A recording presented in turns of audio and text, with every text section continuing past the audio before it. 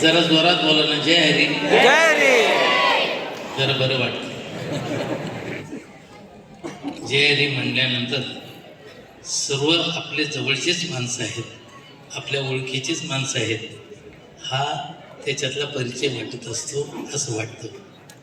गुरु ब्रह्मा गुरु विष्णू गुरुदेव महेश्वर, हा गुरु साक्षात परब्रह्म तस्मै श्री गुरुवे नमः.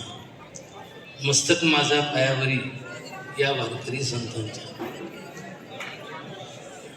जरा बोलणं थांबवलं तर बरं वाटेल. 1 मिनिटासाठी बोलणं थांबवलं तर बरं वाटेल.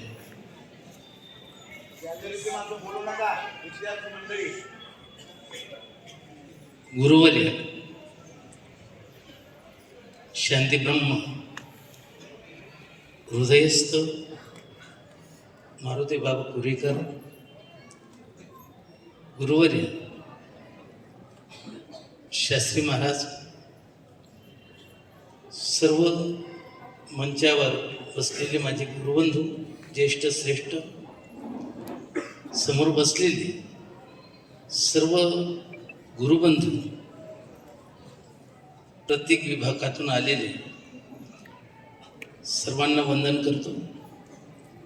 स्वानंद सुखनिवासी जोग महाराज यांच्या संस्थेमध्ये ज्यांनी खूप मोठी सेवा केली,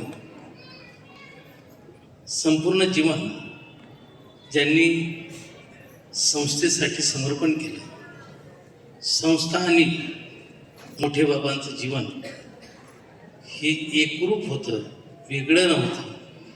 असे मोठे बाबा यांच्या 15व्या पुण्यस्मरणानिमित्ताने सर्व जमा झालेली या ठिकाणी उपस्थित असलेली सर्व माता भगिनी, तरुण बुद्ध, बाल गोपाल आणि सर्व गुरुबंधू, ज्येष्ठ श्रेष्ठ कीर्तनकार, प्रवचनकार, रामायणाचार्य, भागवताचार्य, गायक, वादक, सर्व गुणीजन,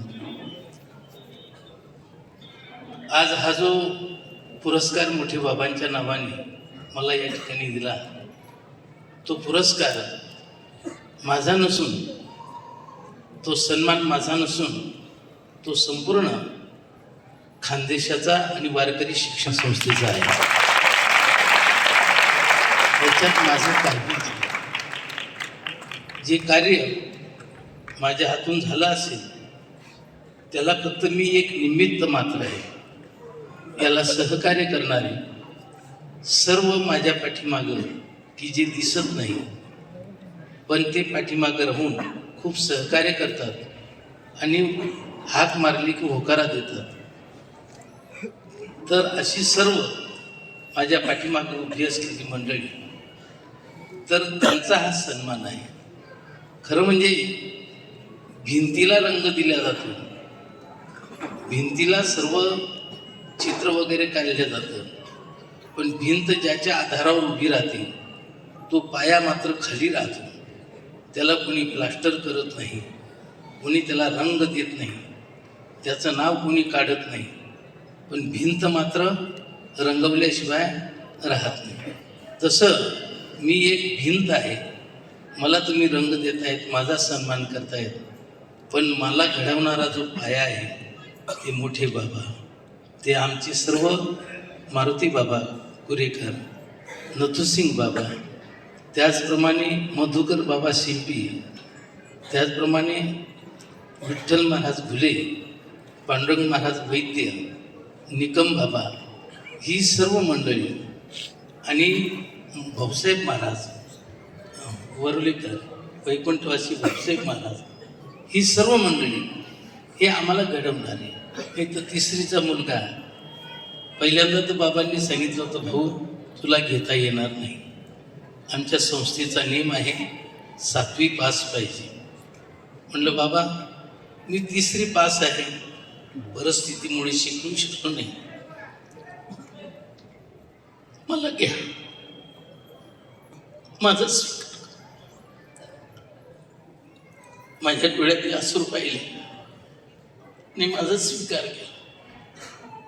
आणि खरं म्हणजे त्यांनी नुसतं स्वीकार केला नाही, तर त्याच वेळेला मायेचा हात माझ्या डोक्यावरून फिरवला आणि त्या मायेच्या हातामुळेच मी आज एवढा काहीतरी कार्यकर्ता झालो आणि त्यांच्यामुळेच मी वाढलो, बाकी काहीच नाही. म्हणून वारकरी शिक्षण संस्था जर कधी राहिली नसती तर माझ्या भाकऱ्या कधी सुटल्या नसत्या. वारकरी शिक्षण संस्था राहिली नसती तर माझं गाई चारणं कधीच थांबलं नसतं. लोकांनी मला कधी बांधावर राहू दिलं नसतं.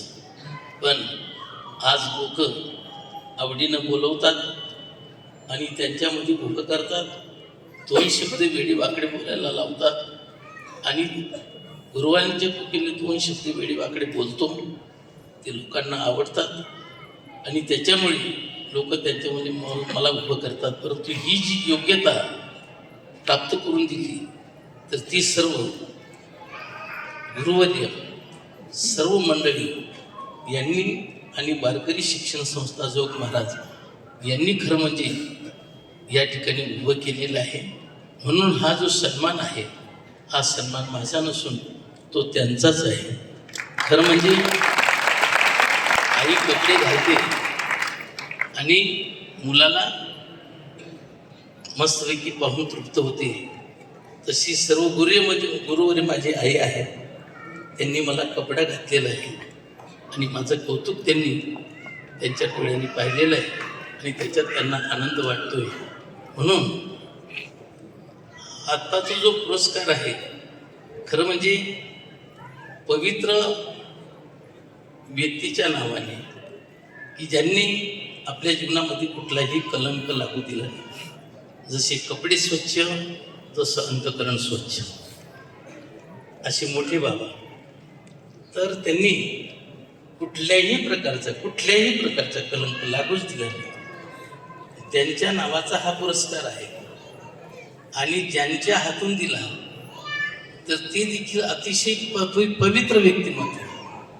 मोठे बाबा आणि मारुती बाबा एकच, फक्त 2 आहेत दिसायला, पण असायला एकच आहे. जे समर्पण मोठे बाबांचं तेच समर्पण मारुती बाबा कुरेकरांचं. आणि अशा पवित्र हातातून हा सत्कार, हा सन्मान, खरं म्हणजे मी या सन्मानाला योग्य नाही जरी भास्कर महाराजांनी सांगितलं तरी पण